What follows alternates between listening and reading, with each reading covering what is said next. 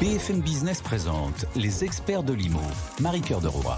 Les experts de l'IMO, c'est tous les jours sur BFM Business, une demi-heure pour parler de notre immobilier, de nos logements. Et comme tous les jours ou presque, ça démarre par cette séquence qui vous concerne, amis professionnels de ce secteur. Un témoignage terrain de votre métier, des bonnes idées, parfois des coups de cœur, parfois des coups de gueule. Aujourd'hui, ça va être très intéressant. On va se pencher sur la garantie revente. Est-ce qu'elle vaut vraiment le coup, cette garantie? Est-ce qu'on peut véritablement s'assurer que le bien qu'on achète, on le revendra pas à perte? On verra ça dans quelques instants. Ensuite, le débat du jour en plateau, on prendra le temps de parler d'un sujet qui là aussi a priori vous concerne. En l'occurrence, on va parler aujourd'hui de la valeur verte. Que vaut-elle cette valeur verte, surtout à l'heure où on a le sentiment que nos aides à la rénovation énergétique sont plus que fragiles et qu'on s'apprête à aborder notre projet de loi de finances dans quelques semaines. Bref, on vous dira tout ça dans quelques instants, mais d'abord, c'est donc l'heure du pro de l'IMO. Les experts de l'IMO, le pro de l'IMO. Et on est en ligne avec Laurent Bonneau, directeur de l'agence de Maurepas pour le réseau L'Adresse. Bonjour Laurent. Bonjour. Alors je le disais en introduction Laurent, là on va parler de la garantie revente. Vous avez réussi à vendre un bien avec cette garantie revente. Déjà c'est quoi précisément cette garantie revente? Est-ce qu'elle vaut vraiment le coup, j'ai envie de dire? Alors la garantie revente, elle vaut vraiment le coup déjà. C'est une assurance qui va en fait permettre de sécuriser la valorisation que l'on apporte lorsqu'on achète un bien. Aujourd'hui, quand vous achetez un bien immobilier, partons sur la base d'un bien à 300 000 euros, vous allez avoir, en ajoutant les frais d'agence et les frais de notaire, un coût global de l'opération qui va aller aux alentours des 335 000 – 340 000 euros. Waouh, attendez, ma garantie elle va me coûter 35 000 euros? Non, le coût d'achat du bien, quand vous achetez un bien immobilier à 300 000 euros, quand vous rajoutez les frais d'agence et les frais de notaire, d'accord, mais sans frais d'agence, le coût global de l'opération, c'est 335 à 340 000 euros. Mais ma garantie revente, elle me coûte combien? C'est un one shot ou c'est quelque chose que je paye tout au long de ma... Non, c'est quelque chose que vous payez, c'est un contrat auquel vous souscrivez entre le compromis de vente et la signature notaire, qui est un paiement unique, qui se fait uniquement à ce moment-là, au moment de la souscription, et qui va vous garantir pendant 7 ans la moins-value sur cette part-là, c'est-à-dire sur la valeur du bien, les frais d'agence, les frais de notaire et même 50% de la valorisation des travaux qui auront été effectués dans le logement pendant 7 ans. Mais ça, elle me coûte combien du coup? Alors j'ai bien compris, c'est un one-shot, c'est-à-dire que je ne la paye qu'une fois. Et one-shot. Et elle me coûte combien? Alors les prix vont être variables en fonction du fournisseur. Chez nous, la garantie 50 000 euros, elle est proposée à 900 euros. Donc 900 euros pour sécuriser 50 000 euros d'investissement. Ouais, et vous arrivez à la vendre. Alors j'ai envie de vous dire, dans un marché baissier, évidemment que c'est intéressant, mais là on a l'impression que notre petite baisse qui a duré 2-3 ans, elle est terminée. Est-ce que finalement... C'est compliqué, non? Oui, alors... Non. Alors, c'est pas compliqué parce que c'est pas une petite baisse qu'on a eue. On a quand même eu une très belle baisse du marché. Ouais, elle n'a pas duré longtemps. Non, mais je suis d'accord, mais elle n'a pas duré longtemps. Et il y en a qui font encore les comptes. Sur 10 ans, les prix, ils augmentent encore. Hein. Donc, voilà. Alors, en tout cas, chez moi, je constate pas d'augmentation des prix. Très clairement, on est plutôt sur un marché qui aura une tendance à se poser un petit peu. On n'est pas revenu sur l'augmentation des prix. On a eu une très grosse augmentation des prix entre 2020 et 2022-2023. Et puis effectivement, cette grosse baisse de prix qu'on a subie derrière. Aujourd'hui, les gens qui ont acheté les 7 années en arrière, 2018 entre autres, de 2018 à aujourd'hui, pour la très grande majorité, sont moins-value. Et même aujourd'hui, si vous achetez votre bien, quel qu'il soit et quelle que soit la région, si vous achetez votre bien à 300 000 euros, il y a très peu de chances que vous le revendiez demain à 340 000 euros. Mais ma question, Laurent, c'est quand même que là, bon, je me couvre évidemment, mais c'est presque plus psychologique parce qu'on le dit assez souvent sur l'antenne, on essaye tous de sortir nos boules de cristal, mais bon, globalement, encore une fois, on n'appelle pas ça pour rien des boules de cristal. Et donc... Est-ce que c'est pas presque plus psychologique cette garantie revente? Et donc là, vous aviez un exemple de client qui ne voulait pas ou qui était quand même très dubitatif sur le passage à l'acte. Et quand vous leur avez proposé ça, bim, ils ont accepté. Donc est-ce que finalement cette garantie, elle est moins technique que psychologique? Alors non, elle est concrète. Aujourd'hui, alors ce qu'il faut entendre aussi, c'est que la garantie revente, elle va fonctionner sur 7 ans, mais elle va fonctionner dans certains cas de figure. Elle ne fonctionne pas dans tous les cas de figure. Elle va couvrir les cas de figure les plus courants, à savoir le décès ou l'invalidité, les naissances multiples, la mutation professionnelle. Séparation, j'imagine. Pardon ? Séparation, puisqu'on parle beaucoup de familles monoparentales. Oui, séparation, tout à fait. Donc, séparation, on va compter séparation, c'est plus exactement divorce ou rupture de Pacs, mais également le licenciement économique. D'accord. Voilà. Et dans ces cas-là, je peux la faire jouer en cas de moins-value, quoi. Et dans ces cas-là, effectivement, si vous avez, dans les 7 ans qui suivent votre acquisition et que vous avez souscrit à l'assurance, si vous avez un de ces cas de figure qui se présente, on fait jouer l'assurance et elle couvrira la moins-value. Non, cette assurance, elle est pas. Oui, elle est rassurante, mais elle n'est pas anodine. Aujourd'hui, on sait qu'il y a une très grande majorité de nos acquéreurs qui vont, dans tous les cas de figure, vivre un de ces événements. On peut parler mourir, oui, c'est sûr, a priori. de Pacs.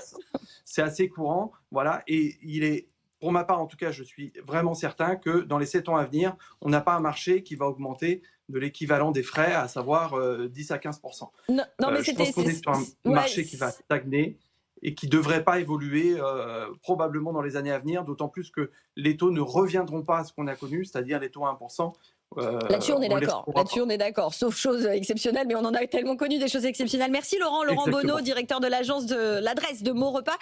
C'était intéressant. On en reviendra là-dessus sur ces assurances, ces garanties revente que je trouve absolument passionnantes. Et je pense que beaucoup auraient dû l'apprendre au moment où le marché était justement en hausse là, parce qu'on parle de ces fameux secondo-accédants qui ont du mal à passer à l'acte pour lâcher un crédit à 1% et des prix qui étaient stratosphériques en 2021, 2022, et puis après ils se sont cassés la figure. Il y a beaucoup de gens qui, au lieu de vendre, du coup, mettent à la location le bien. Et voilà, j'ai un invité en plateau qui se montre. Et d'ailleurs, on va le présenter dans 2 secondes, puisqu'on en vient à l'heure du débat dans les experts de l'IMO. Merci Laurent. Les experts de l'IMO, le débat. Fin 2021. Ouais, c'est Mathieu Burin qui est avec nous, le fondateur et président d'EMEA. Bonjour Mathieu. Bonjour Marie. Alors vous aussi, je vais présenter Miaille dans 2 secondes, mais vous aussi, vous êtes confronté, vous faites partie de ces secondo-accédants qui ont... Appartement parisien acheté en fin 2021, arrivé notre première petite puce. Et le deuxième a fait qu'on a déménagé. Et donc, exactement, marché qui était taux à 1%, taux proposé par la banque à 4,5%. Oh là là. Et donc, le différentiel net, c'était plus de 1 500 € de mensualité par mois. Donc, du coup, vous n'avez pas vendu, vous l'avez mis à la location. Ouais. Bah voilà. Oui. Non, mais on en reparlera. Laurent, il viendra sur le plateau. Là, je ne sais pas s'il nous entend encore parce qu'il est toujours en ligne, mais il reviendra sur le plateau. On parlera de cette garantie revente. C'est quand même très intéressant et ça peut concerner tout un tas de... candidat à la secondo-accession en tout cas. Donc Mathieu Burin pour EMEA. Et puis j'ai aussi Miaille Graviloyou. Je l'ai Non, super... toujours pas. Non, je l'ai pas eu. Gavriloyou. Oh bon bah voilà, j'ai Miaille. Mais je l'aime bien me l'appeler Miaille, CEO de GoFlint. Merci à tous les deux d'être avec nous. Bonjour Mathieu. Le pire Miaille, c'est que je me suis entraînée en fait. C'est ça qui est terrible. C'est pour ça. C'est dur. C'est pour ça que c'est dur. Il n'aurait pas fallu que je m'entraîne. Vous êtes tous les deux sur le plateau pour qu'on parle d'un sujet qui a fait toute la saison globalement et qui fera toutes les prochaines saisons, je pense, celui de la valeur verte de nos logements, qui évidemment a une vraie valeur aujourd'hui à mesure qu'on a un tout petit peu durci les choses, et avec l'interdiction à la location des passoires thermiques. Je rappelle, les logements G sont aujourd'hui interdits. 2028 les F, 2034 les E. Cette valeur verte, elle n'existait pas vraiment, elle commence à l'être et pas partout de la même manière. Et ça, c'est un vrai sujet sur notre envie de rénover notre patrimoine. Vous la mesurez, Miaille, chez GoFlint, oui. Et assez régulièrement, vous avez un outil pour ça qui s'appelle la vigie.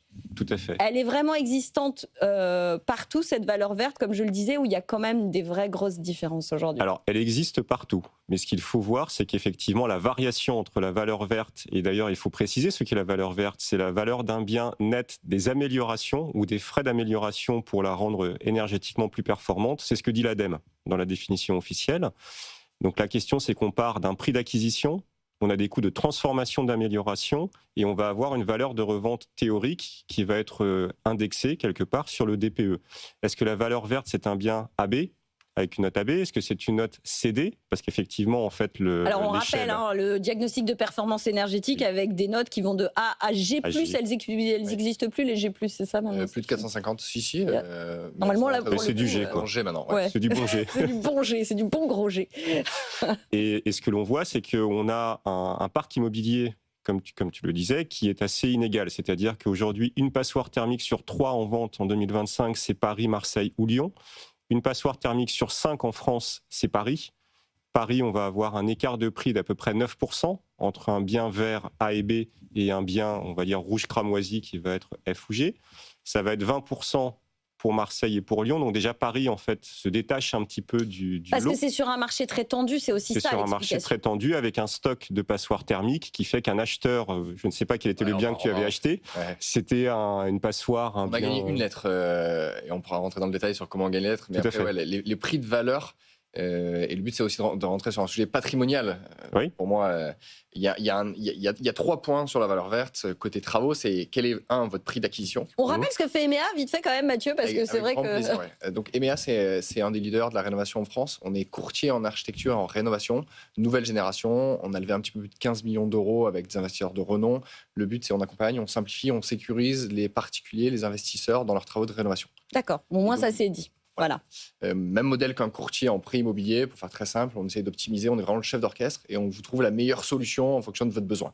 Mais donc on disait avec Miaï qu'effectivement il y a quand même des grosses différences de valeur verte et d'écart, on va dire, de valeur entre les biens très bien notés et les biens très mal notés, en fonction de la tension aussi qu'il y a sur ces marchés. C'est de la négo, hein. La valeur verte, c'est in fine, donc il y a 3 éléments. Il y a le prix d'achat, donc il y a le coût de la rénovation et donc de l'investissement lié à l'amélioration de la performance énergétique, et donc au final il y a cette revente-là, et donc il y a le coût de revient.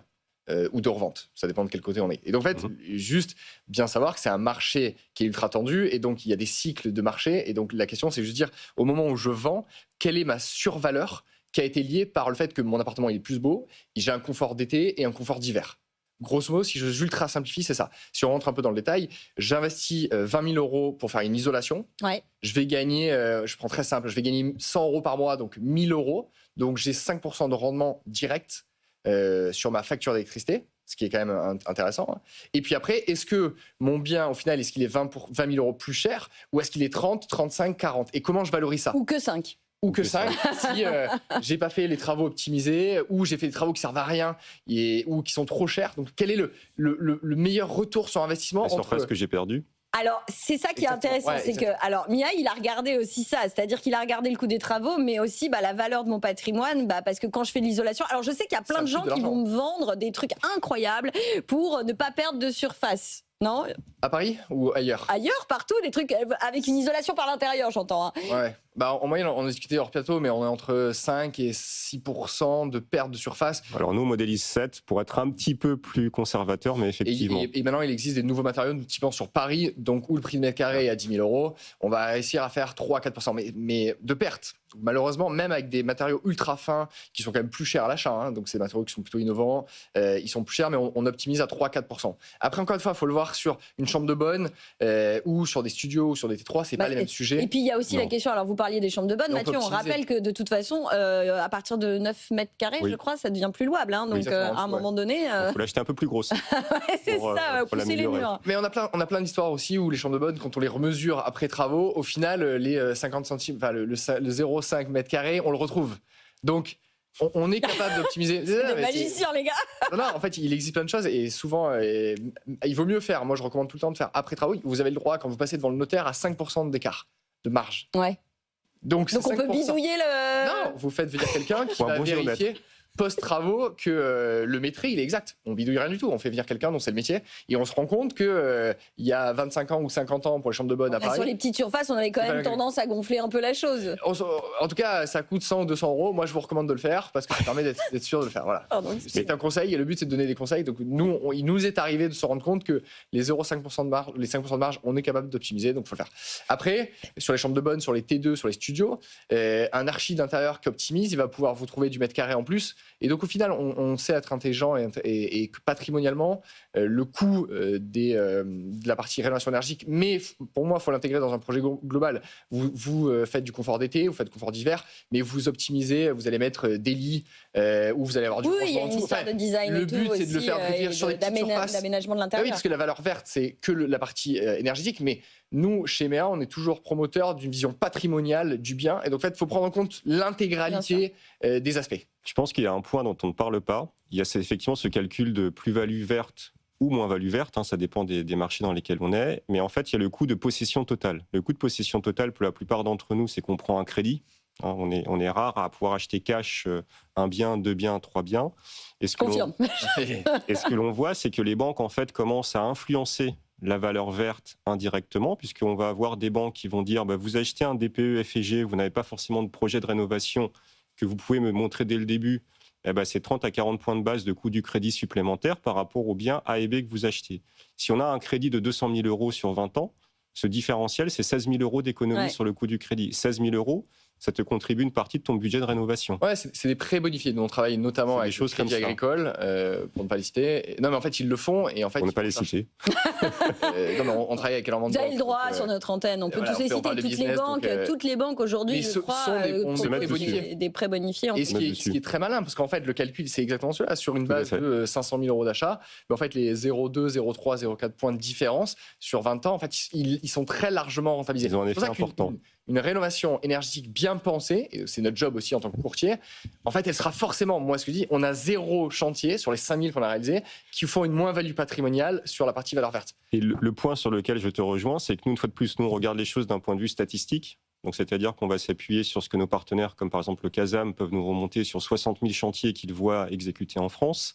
Donc, il y a de la performance qui est plus ou moins inégale parfois selon les chantiers, avec en revanche une bonne ventilation géographique. Nous, ce que l'on voit, c'est que sur, on va dire, le T1 ou le studio, la chance de plus-value, surtout dans les marchés tendus, en fait, est extrêmement faible. Donc, statistiquement, nous, on pense qu'elle est quasiment nulle. Alors après, ça se voit en fonction de la capacité à négocier avec un vendeur, la capacité à optimiser effectivement les travaux, parce que si on passe de 7% à 4% de perte de surface... C'est pas pareil quand on parle... Et même ne pas faire des travaux inutiles.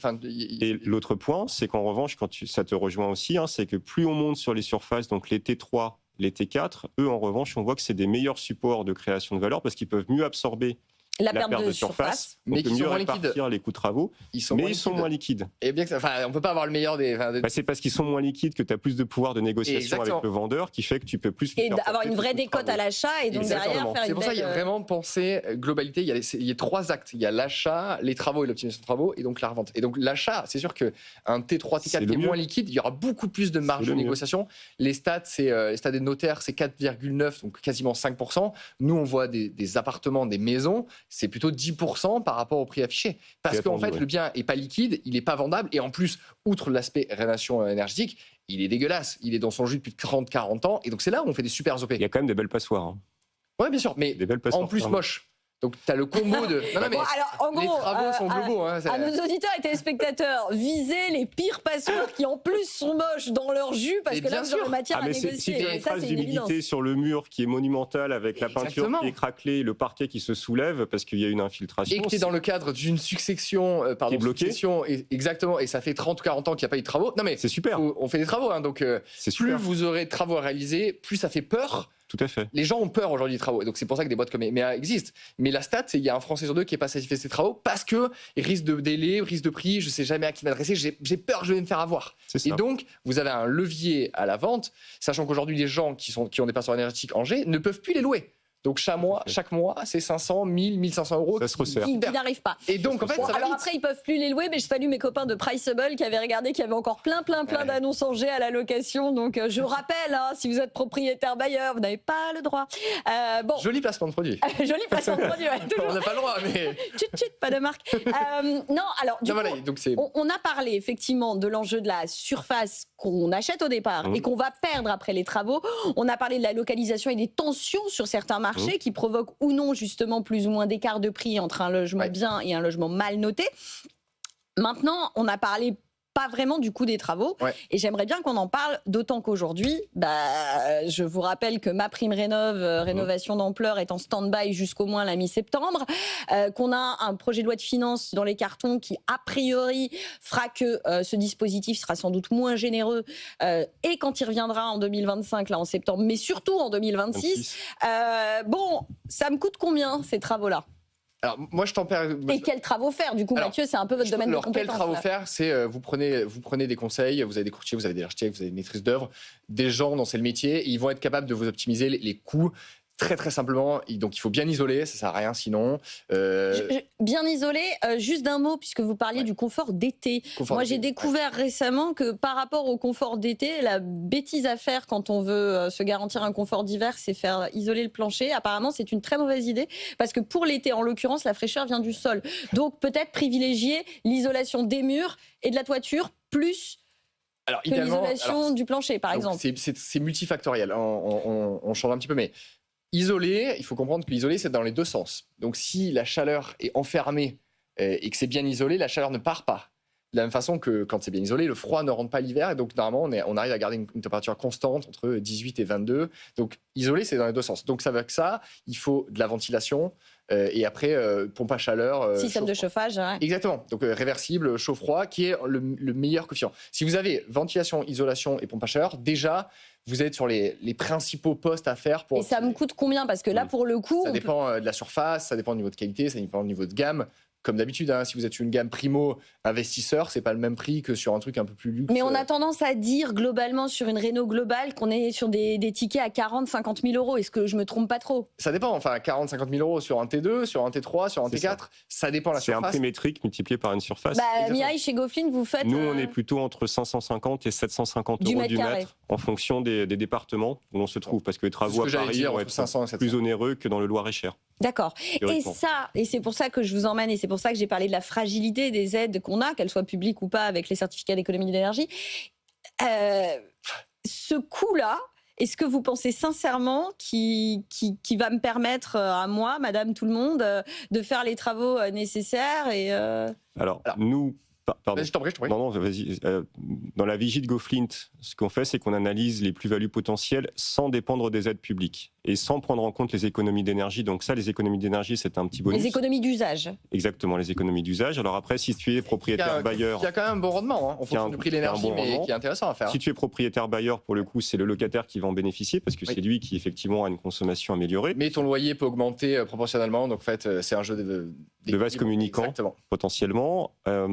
En revanche, quand on regarde sans aide publique, et si on prend le scénario du T3 parisien que quelqu'un va acheter pour 1 million d'euros, vraisemblablement ma prime rénov ne s'appliquera pas pour lui ou pour elle. Bien sûr, mais parce que s'il y a des conditions de ressources, de toute façon. Il va être en dehors du scope. Après, tu as des aides comme le PTZ. Le prêt à taux zéro, l'éco-prêt à taux zéro, l'éco-prêt à taux zéro. Les deux existent. Oui, mais le PTZ, c'est pour l'achat. L'éco-PTZ, c'est pour financer la rénovation énergétique. Alors, ça n'est pas une aide parce que tu vas rembourser, mais tu rembourseras sans intérêt. Donc, finalement, c'est de l'argent que l'État te donne. Ouais. Tu en bénéficies indirectement. Nous, ce qu'on recommande, en tout cas, c'est quelqu'un qui veut se positionner et qui a un business plan d'investissement, c'est qu'il regarde est-ce que ça tourne économiquement sans les aides. Exactement. Puisqu'en fait, ma prime rénov', indépendamment de ce qui va se passer en septembre 2025 ou en 2026, c'est quand même un système qui devient instable. Ouais. Depuis quelques années, donc il a des mieux vaut ne pas compter dessus, en fait. Mieux vaut ne pas compter dessus et l'avoir comme un bonus. D'accord. Et voir l'équilibre financier sans l'aide publique, c'est à peu près l'idée, Mathieu? Il nous reste à peu près 1 minute 30, hein, je vous le dis. Je vais prendre les 1 minute 30. Mais vous allez revenir. Mais non, mais en fait, nous, donc, notre directeur général était hier avec la ministre, et donc on a discuté 20 minutes. Valérie Létard, la ministre du Logement. Exactement.